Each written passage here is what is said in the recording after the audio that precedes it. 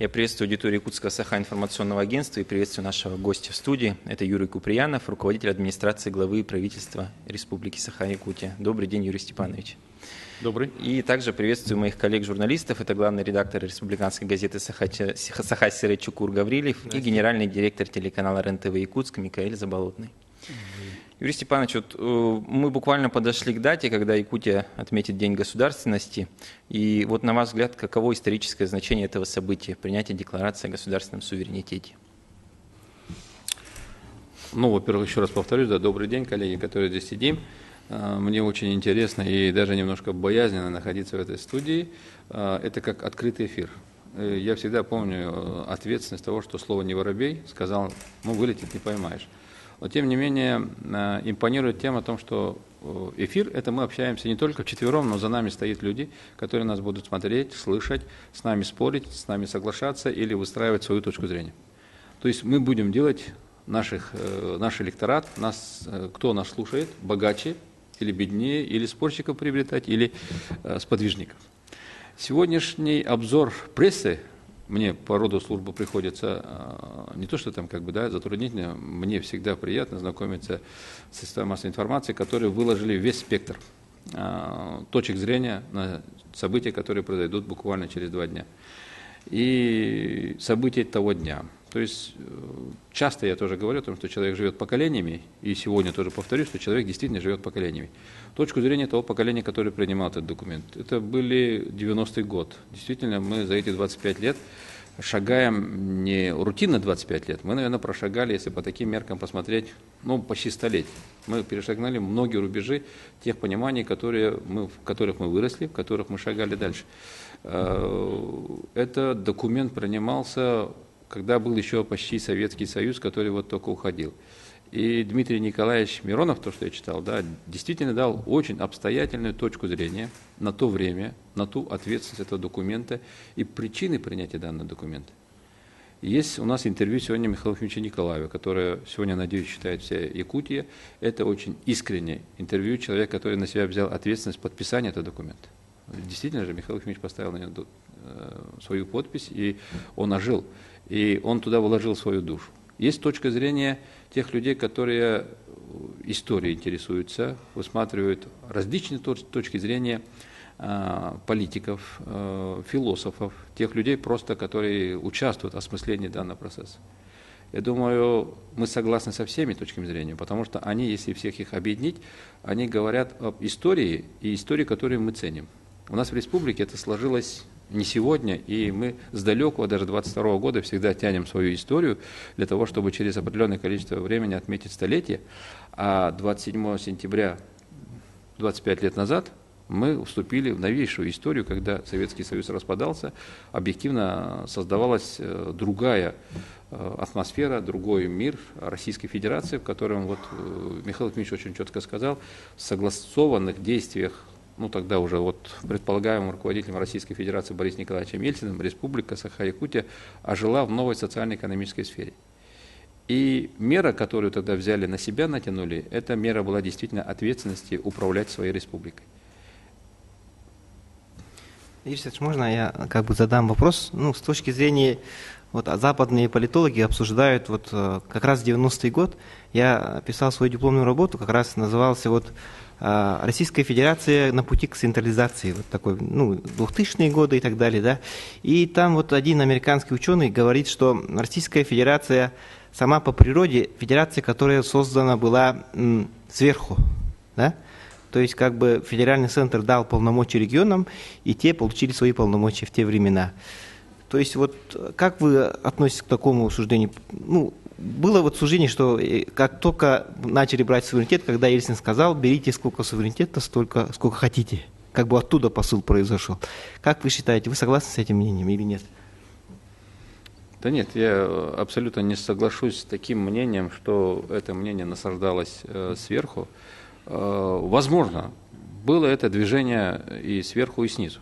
Но более искренне, почему мы 25 лет живем и 25 лет вспоминаем этот документ, ценим его.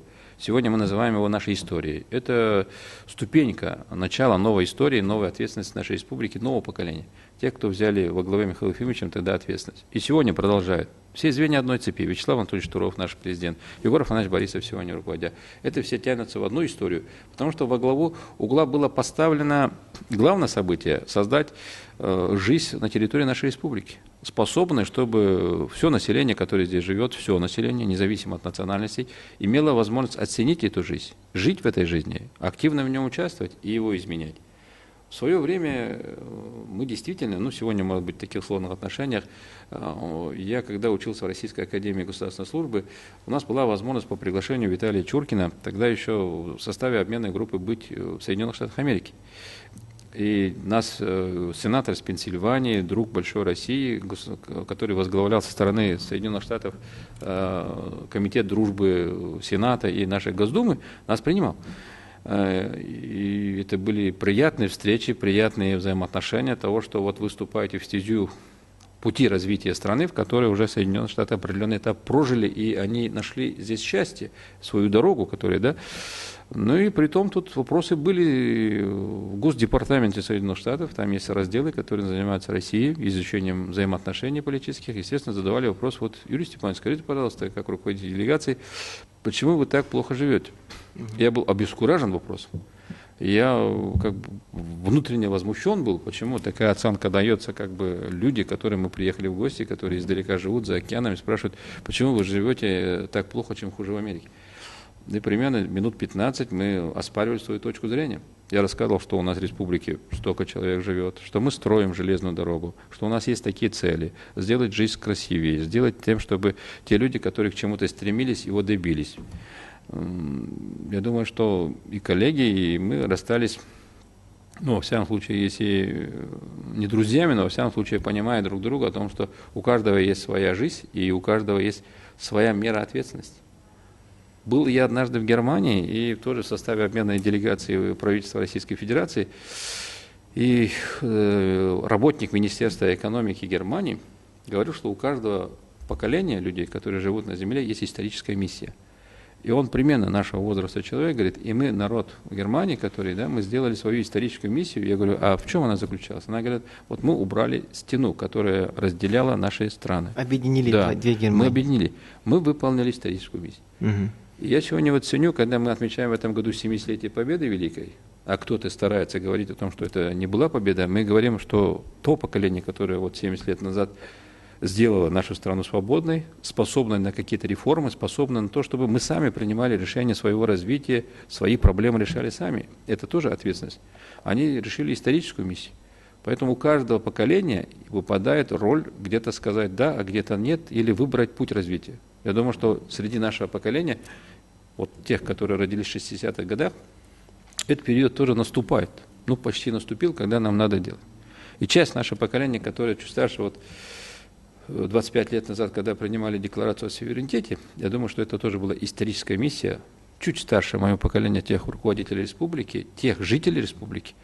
У Дмитрия Николаевича там же написано, на самом деле, сколько, 145, по-моему, да, или 165 даже, да, было депутатов тогда Верховного Совета Якутии, в котором принимали участие все промышленники, сельскохозяйственники, те, которые представляли различные слои. Они все были представители коммунистической партии, 90%. Там же написано, что, может быть, 5 человек было внепартийных.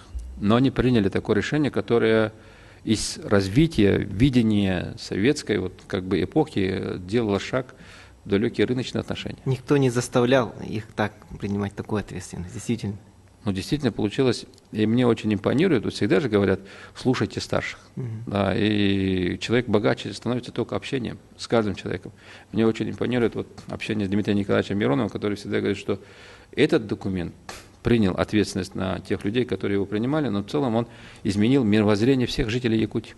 Мы стали другими. Юрий Степанович, вот сегодня многие говорят, что мы в итоге суверенитет потеряли, и то, что сегодня у Якутии нет суверенитета. Вот с этой точки зрения можно согласиться? Наверное, нет. Абсолютно, потому что я сошлюсь тоже на тех всех вещей, кто оптимисты видели развитие, да? Оптимисты знали, что это будет Советский Союз, потому что другого пути не было. Мы станем союзной, 16-й или 17-й республикой. Этот суверенитет мы принимали пятым субъектом. Действительно, то, что сказали, что различие было такое, что, ребята, хотите развиваться, возьмите на себя ответственность. И каждый брал, да, я хочу столько, и решать это со своим населением, которое здесь живет. Но никто не предполагал, и никто не думал, даже в те времена, надеюсь, и сейчас, что мы выйдем из состава Российской Федерации. Те люди, которые говорят, что у нас нет суверенитета, самостоятельности решения, это в основном напирает на то, что мы единая страна или нет. Сколько лет нашему городу? 1632 год, да? 383 года в этом году мы отмечали. 383 года мы живем в одной стране и собираемся жить дальше. Поэтому говорю о том, что суверенитет, как такой документ принятый, он, наверное, был созвучен тому времени, 25 лет назад, когда он принимался. А уровень ответственности, который остался в Конституции, в тех нормативных документах, которых у нас есть, и главное в нашем сознании, что за свою жизнь мы отвечаем сами, что в Москве теперь уже не решают многие вопросы, которые мы здесь должны определиться и решить. Хотя вот эта вся совмещенная финансово-экономическая структура федеральных бюджетов взаимоотношений, она выстроена таким образом, что нам надо все равно участвовать в взаимопонимании. То есть мы должны видеть то, что нам надо, и чтобы нас должны слышать и понимать. Не всегда, кто вот предлагает условия, он всегда прав. И не всегда те, которые предлагают, скажем, определенные другие решения, тоже правы. И здесь мы находим консенсус. Поэтому в республике есть руководитель, глава нашей республики, есть правительство, есть государственное собрание. То есть разные точки зрения и общественная инициатива. У нас республика, кстати, максимально общественная республика, которая очень активно участвует во всех гражданских позициях. Да. Мы были автономные и остались. Только вопрос в том, что мы стремимся стать донорской республикой донором, а мы до сих пор дотационные. Когда, Юрий Степанович? Ну, понятно, 98-й, да, после вот стартового документа, потом 2008-й, сейчас 2015-й, уже третий рубеж кризисный. Вот уже люди ждут, когда, наконец, когда мы вот переломим эту ситуацию. Человек родился, видимо, существом. Знаете, почему существует вообще вот реклама, да? Только благодаря тому, что вот есть кто-то ждет чего-то, да, чтобы кому-то рассказали, что, слушай, вот по этой... Помнишь, еще в сказке написано, налево пойдешь, смерть свою найдешь, направо тоже, а посередине пойдешь, счастье свое найдешь. Это сказка. Да. Нет, это не сказка, это философия жизни, на самом деле. Человек рождается философом. С маленьких лет мы все философы. И мы ищем в этом счастье, где можно жить лучше. Ну, там же написано, где рыба, где глубже, человек, где лучше. Но в целом логика человеческой жизни, и в конце своей жизни, наверное, я думаю, абсолютно убежден, человек может сказать, что он был счастлив в этой жизни. И что жизнь, это вот как в рекламе удалась, когда ты жил умеренно. Не может быть полного понимания того, что ты был завален своими исполнениями своих желаний, прочих вещей, добился того, что ты ничего не делаешь и счастье живешь. Такого абсолютно нет. Вот приезжал шейх Кувейт.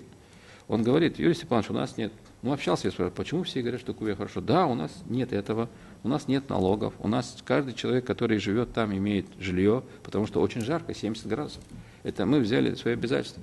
Но тем не менее, он абсолютно согласен, что и в Кувейте, если ты не вовлечен в процесс работы, то есть если ты не работаешь, то тебе тоже жить плохо.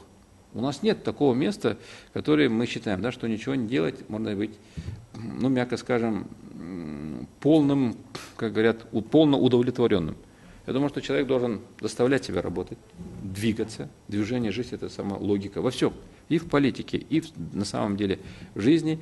И абсолютно быть удовлетворенным – это когда ты востребован действительно. Востребован обществом, у тебя есть друзья, у тебя есть люди, с которыми ты общаешься. И ты всегда занят почти что. В советское время, помните, у нас была всеобщая занятость, да? У человека было мало времени, он ценил время, потому что ему надо было работать. Чем труднее живет человек, как существо, это, мне кажется, абсолютно истина, да, он более человечен во всех взаимоотношениях.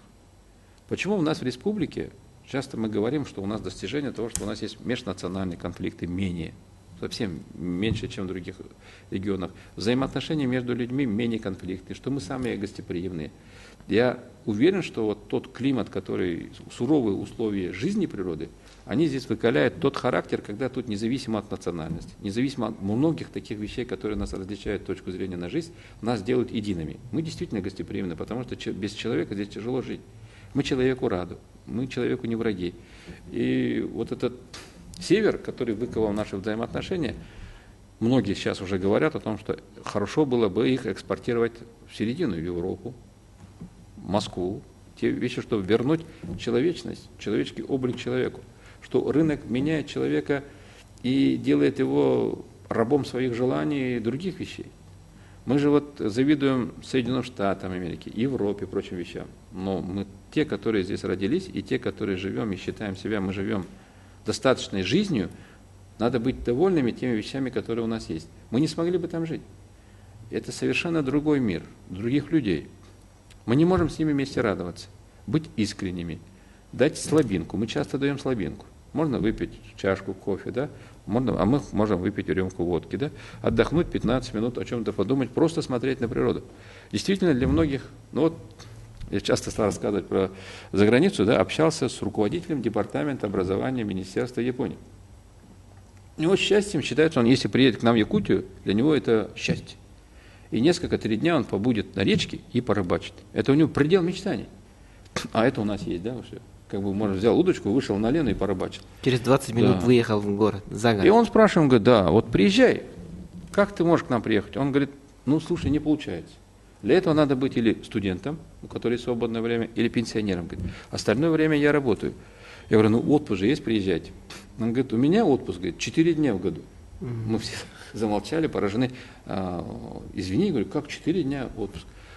Да, у них сложились трудовые отношения так. Говорит, у нас 4 дня отпуска, но у них есть церковные праздники, там 10 дней, да, каникулы какие-то. Есть другие нормы, по которым они определяют свободное время. В субботу, воскресенье они железно не работают. Мы же здесь часто в госслужбе это обязательно, почти постоянно в субботу работаем, в воскресенье у нас всегда мероприятие. И вот этот праздник тоже выпадает в мероприятие, правильно? Для кого-то это торжественный праздничный день, когда надо будет одеться и прийти послушать, тоже говорят там государственные мужи, депутаты и прочие вещи, но для многих это рабочий день. Надо все организовать для того, чтобы праздник был воспринят людьми, во-первых, как торжество, во-вторых, как событие, в-третьих, был оценен положительно. И он говорит, вот 4 дня отпуска, для него как бы вот еще много, и у него не хватает совести, да, ну как скажем, я, говорит, беру только половину. Остальное, говорит, я не успеваю работать. А вы сравните наше время отпуска, сколько мы делаем, да, и как бы вот мы работали в такой развитой стране, как Япония. То есть бытие определяет сознание, когда-то сказали, Чекур, помнишь, мы учили в школе, правильно? Оно действительно определяет сознание. Естественно, что вот действительно есть какая-то, ну, крайность, да, может быть. Другая крайность, то, что вот я однажды выходил на радиоэфир, и один человек, который позвонил, сказал, ну, что вы празднуете, какая государственность, зачем она нужна, вы живете в составе Единой России, ну, в смысле Российской Федерации. Зачем нужна государственность как праздник? Человек спросил. Я, конечно, обиделся, там ему говорил, что это государственный праздник нужен из-за того, ну, Конституции и так далее, и так далее. Как вы думаете насчет вот этих крайностей? Ну вот у нас где-то 960 тысяч человек живет в Якутии сейчас, а в целом российской там 140 с лишним миллионов, да, человек. И точка зрения, она максимально разная может быть. Действительно, может быть, зачем, многие же говорят, зачем праздники. Если ты живешь в вахтовом поселке, действительно кажется, что вот ты 6 дней отработал, 2 дня отдыха, это ты сам себе строишь праздник. А мы, делая праздник, мы делаем свою жизнь. И точка зрения пусть будет большинство, но большинство должно поддерживать, только тогда он является праздником. И мы его организуем для того, чтобы сделать, строить это сознание. На самом деле и государство, и государственные служащие, и то, что мы называем политикой, в которой мы сами участвуем, мы воспитываем свое поколение. Мы делимся своим впечатлением, своим сознанием и своими мыслями. Мыслим о значимости, и мы оставляем след следующему поколению. Мы хотим, чтобы 70-й год, это 45-й год, помнили и наши внуки, правильно? Да. И то, что мы сегодня слагаем о республике, эту историю, которую мы тянем на столетие, я абсолютно уверен, что она пойдет и дальше, на 150, 125, 200 лет. Это формула жизни и уважения человека самого к себе. Мы же не живем и не будем возвращаться обратно в лес и природу. Мы будем ценить человеческие взаимоотношения. И это праздники, на самом деле, они не просто делают нашу жизнь красивыми, они нашу жизнь делают действительно значимыми, наполняют смыслом. Но это моя точка зрения. И я за это отвечаю. Да? Ну и даже если не буду работать в этой должности, я абсолютно уверен, что вот 2 государственных праздника республики, которые мы отмечаем 27 сентября, 27 апреля, которые много лет, да, вот я участвую в создании той атмосферы, которая должна оставить след на земле. Действительно, это новейшая история наши праздники, которые наше поколение сотворило. Это мы, во-первых, поставили памятники основоположникам истории нашей республики. Мы возлагаем этот день цветы, вспоминаем о них. Мы всегда стараемся, чтобы это было действительно торжественно и празднично. И действительно в этот день глава республики выполняет функцию, там, скажем, оценки обществом тех людей, которые, выдающимся своим трудом, отношением в жизни добились того, чтобы стать почетными гражданами нашей республики или награждены полярной звездой. Это достижение нашей республики. Мы действительно создаем, пишем, творим свою историю своего поколения, которую мы должны ее оставить, и она должна быть достойной. Может быть, нам не надо будет совершать подвигов в стране, чтобы защитить границы своей территории, но мы должны здесь составить понимание жизни человека, который и значимости его. Я время от времени я участвую в молодежных, хотя уже не молодежь, мне уже 35, как сказал президент страны, до 35 лет, участвую в молодежных международных форумах. И когда я, значит, стою и задаю вопрос, там тоже сидят сильные мужи мира, я говорю: Микаэл Заболотный, отец 4 детей, Якутия. Опа, в этот момент я привлек внимание зала, понимаете, да? Потому что у нас это распространено, многодетные семьи, а там это, ну, будем говорить, в Центральной России, там, за Уралом и так далее, там это не так распространено, 1-2 ребенка. И я начинаю этот вопрос раскручивать. Они, ну, Якутия, да Якутия там где-то, да, далеко находится. Я начинаю говорить: подождите, давайте поговорим о том, что самая большая в мире республика. Во-первых, самая большая в мире административно-территориальная единица, как написано, да, у нас в представительстве в Москве. Потом самая холодная, где живет человек. Ну и если, конечно, учитывать недра, там, не считая отдельные там города России, то, будем говорить, самая богатая в плане вот этой палитры недр, да, которые у нас.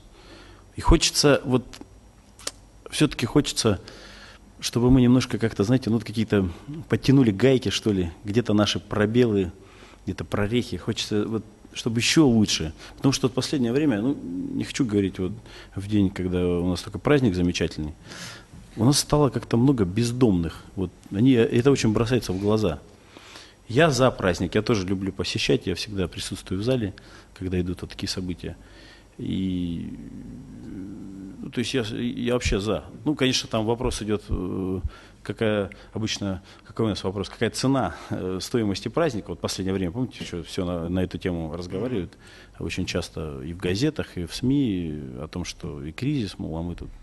Ну, наверное, это второй вопрос. Но я к тому, что действительно хочется подтянуть пояса. И раз мы говорим, что у нас самая замечательная республика, а это так и есть, я родился за семьей, мама родилась, бабушка, там, дядя в Сангарах. То есть, понимаете, я якут, и дети у меня там уже в 5-м поколении, и уже полностью адаптированы, что называется, к северу. Вот на эту тему, Юрий Степанович, подтягивать пояса, готов поучаствовать в процессе вот в этом, чтобы, как вы правильно сказали, рабочие люди, чтобы вот их привести всех в работу. Конечно, абсолютно согласен, Мигель. Я знаю, что ты уже участвуешь в этом проекте, правильно?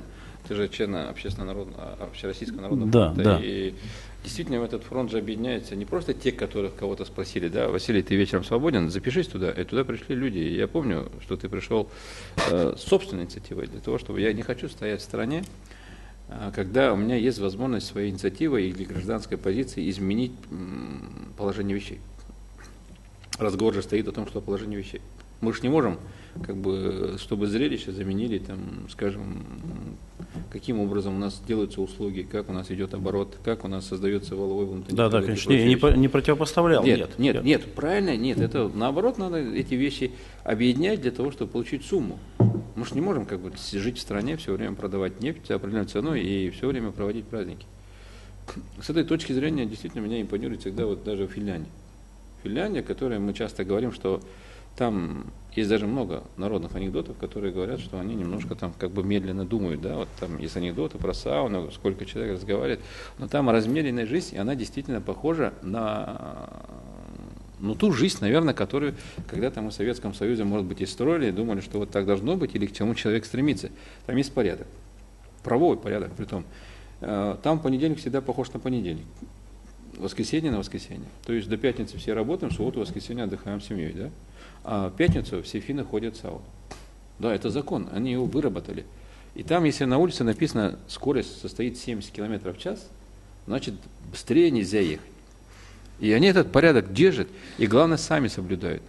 Они мне рассказывают о том, что вот если пешеходный переход, улицу переходит женщина с коляской, то она должна первой пройти. А президент Финляндии будет стоять в очереди, после нее пройдет. А у вас, говорит, в России, когда президент будет ехать по дороге, женщина разве пропустят, там же будет охрана, прочие вещи ехать. Это менталитет, который сложился.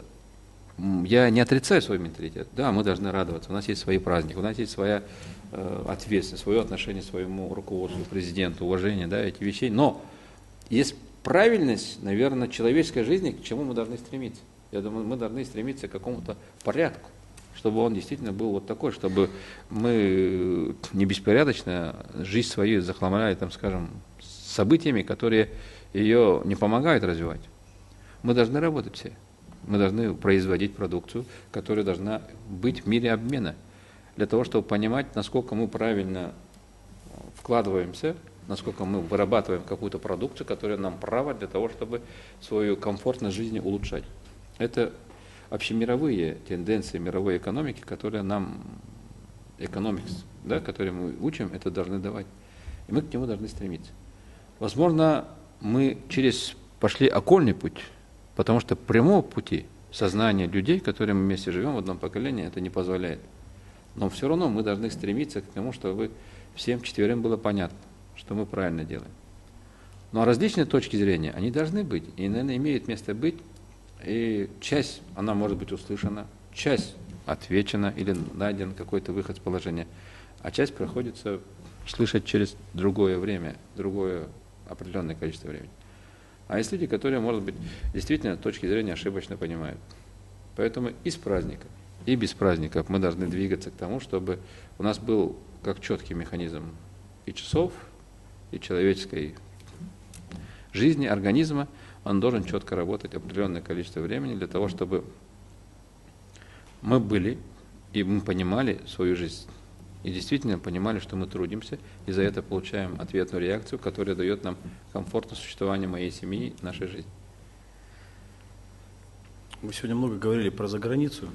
Я хочу про Китай сказать. Я недавно слетал туда. Вот у них вот этот, вот вы говорили про заграницу и про Советский Союз. Вот у них этот дух нашего того времени советского сейчас, да, они вот каждый чувствует, что они винтик вот большого механизма. А у нас вот это вот у нас я за то, чтобы вот сохраняется это возобновить. Какая-то вот раздробленность, или вот, которая вот от 90-х годов идет. Видимо, как бы каждый сам за себя, человек человеку волк. Вот патриотизм вот последние вот годы развивается, да? Оно как бы сейчас объединяет страну, консолидирует страну. А до этого все-таки каждый по своим квартирам, ну, даже, да, в многоквартирном доме такой же ситуация. Не, ну, Чукур, ну, 90 уже прошло 20 лет, ну, все, уже забыли, все, ну, лихие, все, закончилось, уже правовое государство. Ну, вот остатки вот все настроено, нам только надо работать, вот как Юрий Степанович говорит. Да. Но вот этого вот у нас клея нет, понимаешь, вот нет у нас клея этого. Мы вот, как ты говоришь, замкнуты, каждый в своем, вроде бы мы... Но он родился, этот ребенок, и он живет в нас, да. И он вырождает потребность. На самом деле, в советское время мы заставляли друг друга работать. Ты же помнишь? У нас были, как называется, обязательные трудовые картошка. Нет, была статья даже за тунеядство. Я имею в виду, с детства это прививали. Да, если человек не работал, его сажали в тюрьму и заставляли принудительно труду делать. То есть труд, и мы Энгельса учили, труд сделал человека, правильно? Мы заставляли людей трудиться. Все. Сами себя и других людей, потому что были руководители колхозов, совхозов, руководители предприятий, партий. Но и мы отказались от этого. Мы сейчас не заставляем человека работать, но мы вышли на мотивационный перед рыночный. Да? То есть сейчас рубль заставляет человека работать. А рубль нам дает понимание того, что он дает там комфорт жизни, да? Развитие следующее.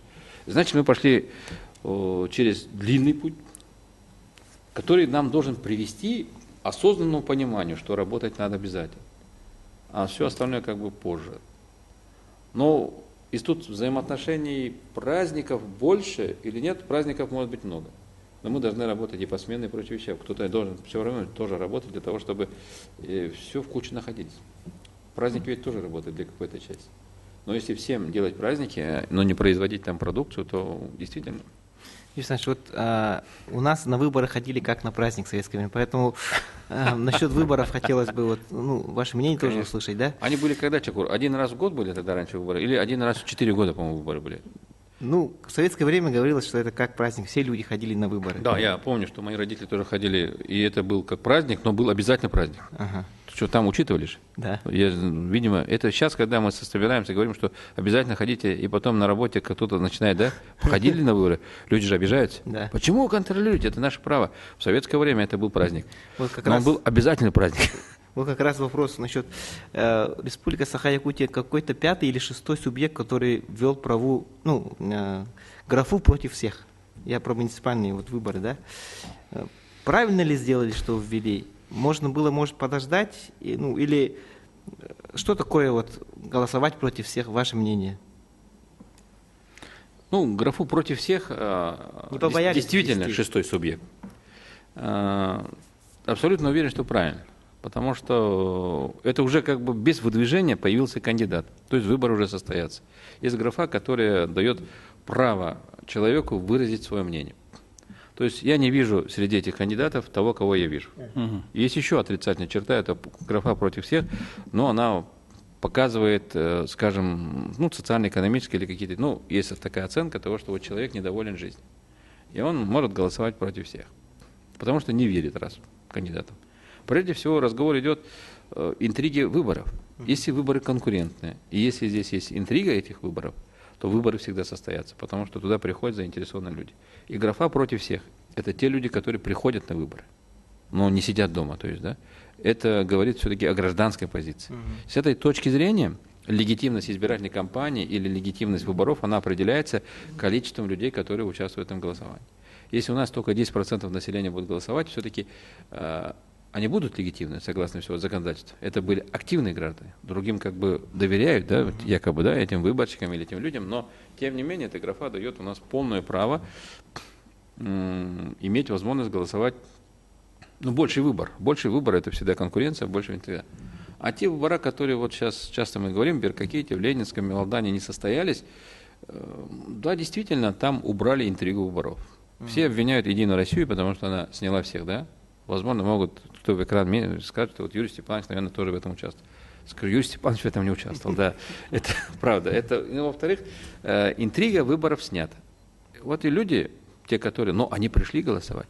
В Алдане, по анализу, по социологии, тех людей, которые хотели голосовать до выборов, да, против всех, их было не более 10%, а проголосовало 50%.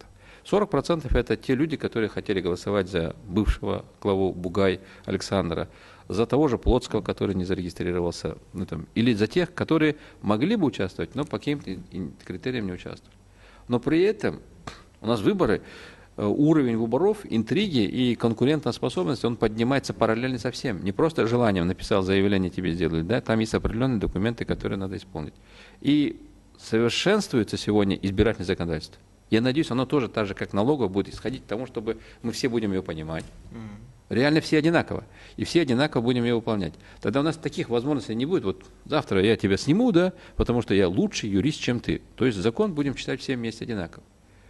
И в целом в стране всегда дается право, чтобы людей не снимали избирательной кампании, если нет серьезных ошибок в этой регистрации. Это не метод решения вопроса.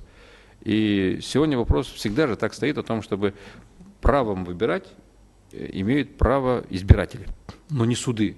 И этот подход правильный. И мы к тому должны двигаться для того, чтобы все правильно оформляли, и люди к этому не снимали. И если было основание для того, что здесь надуманных ничего нет, суды никогда на это не идут. И ТИКи, и ИКМО у нас в республике всегда высокую оценку, когда администрация президента или оценивает, или где-то в России, когда идут федеральные в целом выборы, они всегда дают очень высокую оценку именно легитимной кампании, которая у нас происходит. И то, что там действительно вот так случилось, была убрана интрига выборов. Технологическая ошибка, да, может быть. Но с другой стороны, для этого были основания. Кто-то не открыл избирательный счет, то, что касается кандидата «Справедливой России», да, это тоже является тем, что человек должен быть открыт. Кто-то нарушение сделал при сборе подписей. То есть были основания. Сейчас выборы назначены на 13 декабря в этих группах, и они абсолютно уверены, хоть и будет зима, да, пред Новый год, холодно, но вот те люди, которые собираются голосовать, в Алдане на самом деле не так много, кстати, действительно, да, более 5 тысяч, около 5 тысяч человек приходят голосовать. Думаю, что для любой политической силы, которая сейчас получилась Многие партии, которые голосовали против, те же «Справедливая Россия», те же коммунисты, которые говорят, что мы тоже участвовали в этом аспекте, те же электорат, который поддерживал действующего главу Александра Бугая, они будут голосовать, они будут участвовать, и мы посмотрим расклад политической активности, тяжеловесности, той работы, которую глава Алдана делал для того, чтобы люди действительно могли верить. Они голосовали против для того, чтобы был дан шанс. Это был фальстарт, да? То есть люди почитали. И теперь будет старт для того, чтобы все заново участвовали. Интрига выборов будет сохранена, конкуренция будет, выборы состоятся. Я всегда абсолютно уверен, что муниципальный выбор – это выбор тех людей. И максимальное количество агитационных листков, других каких-то программ, которые могут оценить меня там или изменить мою точку зрения этого человека, это сложно. Муниципальные выборы, если уж так дойти, самые сложные выборы у нас в стране. Можно проводить выборы на разных уровнях, но ты многих этих людей видишь только по средствам массовой информации, по телевидению видишь, газеты читаешь, ты его не знаешь. А вот существующего депутата или главу, которого ты избираешь на муниципальном уровне, ты с ним вместе вырос, вместе в школе учился, прошел дорогу, ты его видишь. Он человек, он не приходит каждое утро с космоса, да? Он такой же, как я, наверное. И тяжело дать ему оценку, доверить то, что вот потом тебе приходится к нему прийти с заявлением. Сделайте мне вот то, здесь то, да? И с этой точки зрения заслужить доверие граждан, которые живут вместе со мной в муниципальном образовании, очень сложно. И интересы всего поселка, чтобы они мне, во-первых, верили, чтобы они мне доверяли, и чтобы они сделали свой выбор осознанно, понимая, потому что не всегда же 100% будут меня поддерживать. Здесь разные точки зрения есть. В сельских местностях, люди говорят о том, что глава что там определяет? Это прежде всего сенокос на участке, земельные взаимоотношения, какие-то другие иные вещи, которых, там сено привезти и прочие вещи. Но мера ответственности очень большая для муниципальной главы. Он там и шериф, и глава, и отец родной, кто-то едет учиться, дорога там залила водой, да, он должен найти машину и его отправить. А на северных он должен еще моторную лодку найти для того, чтобы это сделать, или вызвать вертолет. У кого-то беда, да, там кто-то поранился. Но разные поселки. Я вот когда-то совсем давно, лет 15 назад, был в селе Белькачи, и вот для них общая радость была. Они провожали в армию 2 парней, которые закончили. Они живут в этом поселке всей дружной семьей, и как большой такой крупный мужчина, отец семьи, я говорю, вы глава, да? Он говорит, да, я глава. Вы прямо как, говорю, с кинофильма, да, вот образ отца большого семьи, да? И он живет бедами Ивановых, Петровых, Сидоровых. Действительно, наверное, счастье, когда, даже счастье, может быть, не то слово, понимание, когда вот мы главе доверяем, учитывая, может быть, его слабость. Небольшие, но ту ответственную миссию, которая действительно на него возлагается, и он продолжает его работать. С этой точки зрения, быть главой муниципального образования очень высокая ответственность, думаю, слишком высокий уровень оценки тебя как личности, руководителя. И на самом деле выборы, которые у нас прошли, состоялись, они показывают, что люди за эти 10 лет существования местного самоуправления дают высокую оценку муниципальной власти. И они уверены, что эта власть нужна им, поэтому голосуют так активно. У нас в республике, кстати, всегда очень активно голосуют. Юрий Степанович, у нас на прошлой неделе был Виктор Николаевич Губарев, лидер якутских коммунистов. Вот он сказал, что выборы показали, что политическая реформа у нас в России не состоялась. То, что власть использовала выборы в своих интересах. Вот на ваш взгляд, справедливы эти замечания? Это это, наверное, точка зрения. Это даже не замечание, но это точка зрения, с какого, скажем, почему эти выборы показали? Эти выборы, на самом деле, не показатель состояния политической системы в Российской Федерации. Она сегодня уже состоялась. У нас многообразие этих партийных рядов. У нас, если не ошибаюсь, 14 или 15 политических партий имеют право без сбора подписей участвовать в федеральных выборах, которые в 2016 году нам предстоят в Государственную Думу. Это партия, которая интересы пенсионеры представляет, разных личных слоев. У нас 4 парламентских партии. У нас политическая система уже сегодня сложилась, устоялась. Есть люди, которые находят в программах этих 4 парламентских партий свои интересы. И есть люди, которые формируют интересы иных партий. Но в целом же на самом деле общая программа едина. Человек хочет жить лучше. Но просто он хочет в первую очередь этого добиться, а потом этого. И какая партия ему предлагает этого делать, она сегодня и общая. Мы понимание власти говорим о том, что они получили поддержку большинства. Если говорить о Государственной Думе, да, где Единая Россия является большинством. И сегодня она предполагает поддержку программы линии правительства, поскольку Дмитрий Анатольевич является сегодня лидером партии Единая Россия. И с этой точки зрения это философия или сложение политических взаимоотношений всего мира.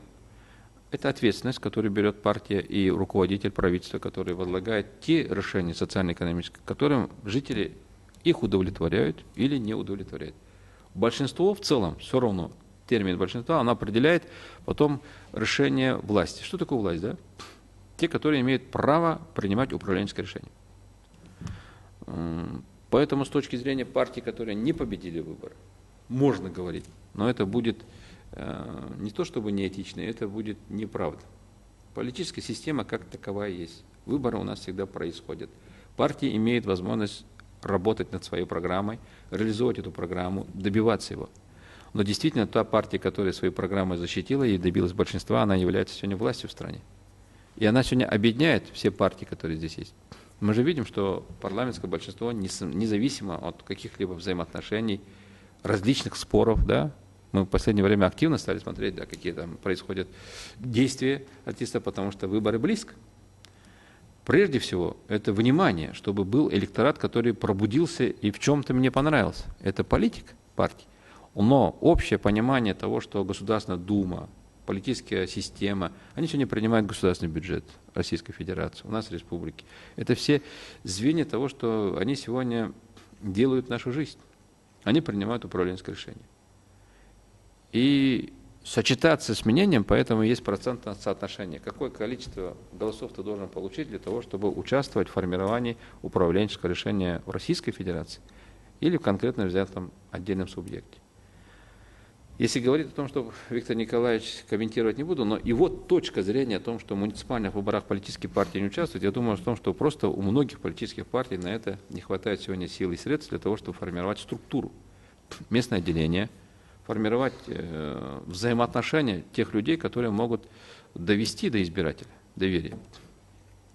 Действительно, даже посмотреть, если вот количество выдвиженцев от партии, например, Компартии или Единой России, они сравнительно отличаются же друг от друга. Кто больше вложил, тот больше получил, получается. Кто меньше вложился, меньше получил.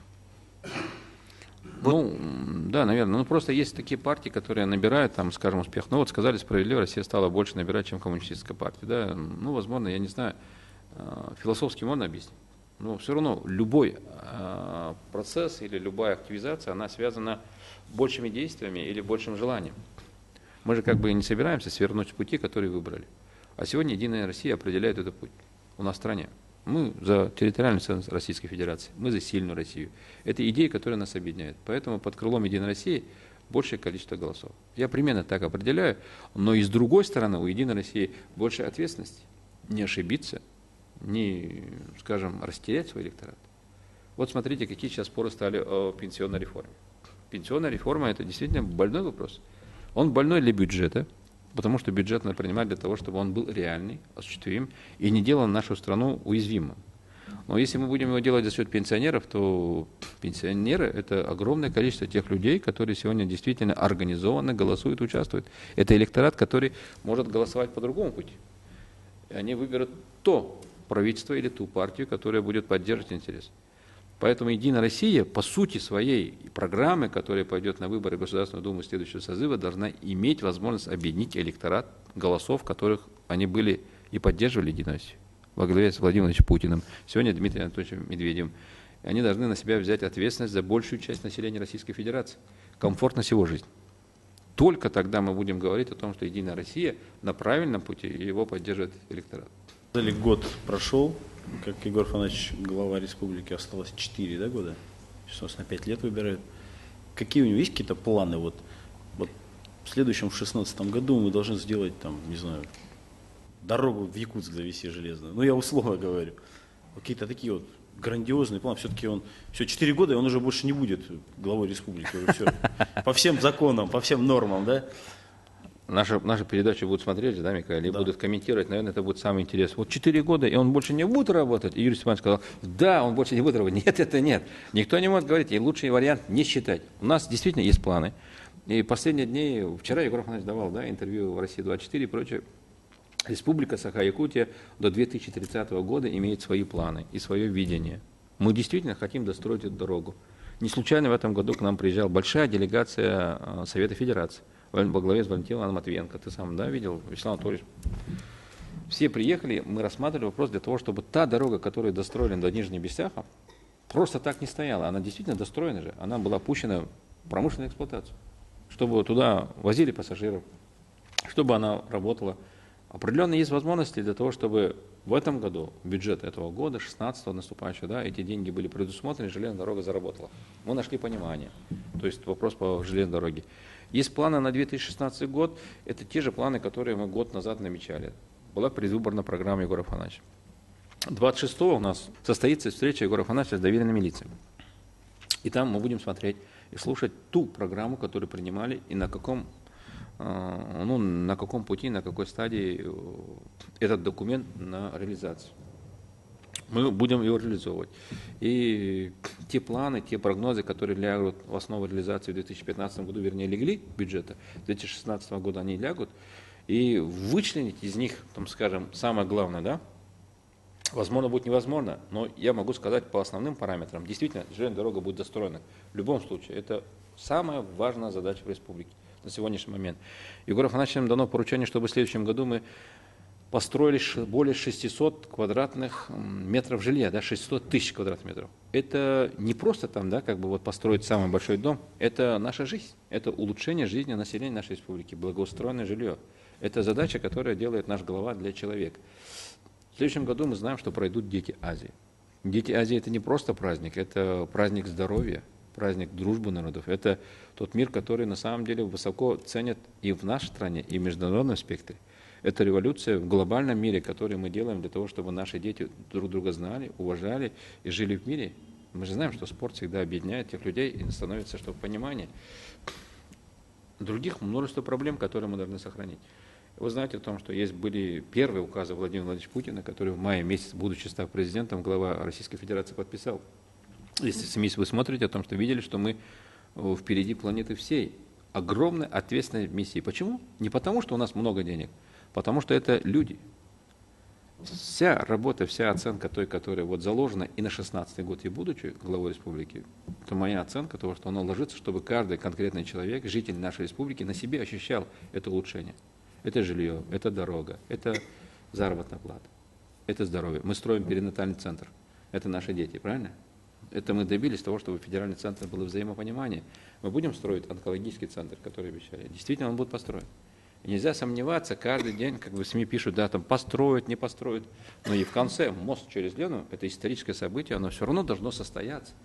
Может быть, не сегодня и не завтра. Да? Мы видим, какие перипетии живут для того, чтобы инвестиционный климат в целом стране был установлен, не болтался, были четкие примеры для того, чтобы проекты нашей республики нашли должное отражение, там, скажем, общей схеме всех финансовых ресурсов страны. 4 последних вопроса, и хотелось бы очень короткие ответы на них услышать. Какая, на ваш взгляд, ваша самая характерная черта? Толерантность. Без чего вы не можете представить свою жизнь?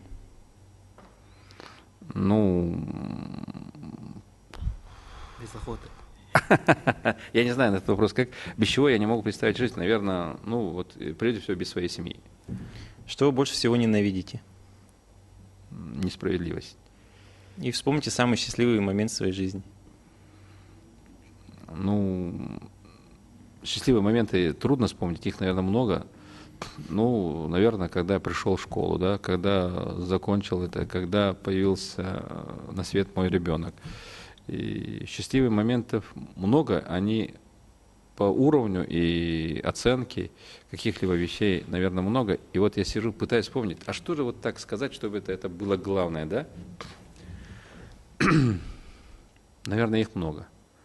Поэтому одного такого момента, чтобы вспомнить, для того, чтобы не обидеть ту часть жизни, которая она связана, невозможно. Но если возвращаясь к той логике разговора, который я говорю, наверное, для меня самым счастливым моментом в жизни для моей матери было мое рождение, для моей семьи то, что я рос, а для моей жизни, которую я уже создал в своей семье, это было рождение моей семьи. Это, наверное, был самый счастливый момент, когда я обрел свою супругу, женился, и потом у нас появились дети, сегодня уже внуки. Наверное, семья все-таки, я думаю, что это самое главное в нашей жизни. Это был Юрий Куприянов. Спасибо, Юрий Степанович, что пришли.